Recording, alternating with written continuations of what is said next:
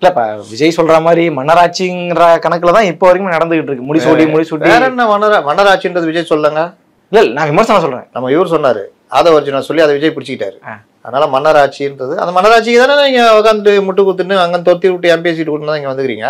அதுதான் ஒரு பாவ மன்னிப்பு கேட்டுக்கிறாரு சார். அது எப்படி நீங்க நீங்க கேட்டீங்கன்னா அப்ப நாளைக்கு விஜய்ட்டு இருந்து போயிட்டுனால பாவ மன்னிப்பு கேட்டுக்கிறேன்னு வரா அதையும் கேட்டுக்கணுமா? இதெல்லாம் கதையா இருக்குது.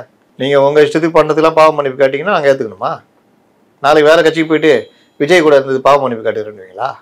நடுவில் ஒரு பாவ மன்னிப்பை விட்டீங்க.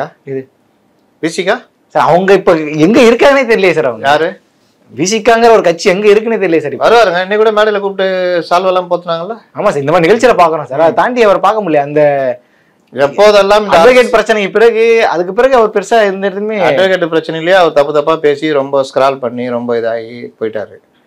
அவருடைய மாண்பை, அவருடைய மரியாதையை, அவருடைய நீண்ட அனுபவத்தை, அவருடைய நிறைந்த படிப்பை, அவருடைய பொறுமை சாலின்ற பேரை எல்லாத்தையுமே இந்த 4 ஆண்டுகள் திமுக ஆட்சியில் முட்டு கொடுத்து அவர் கெடுத்துக்கிட்டார். அவ்வளோதான் நம்ம சொல்ல முடியும். வேற என்ன சொல்ல முடியும்? ஒரு பெரிய தலைவர் கலைஞரோட ஜெயலலிதாவோடலாம் அரசியல் பண்ணவர். லாஸ்ட்டில் ஜெயலலிதாவே விமர்சனம் பண்ணிட்டார்.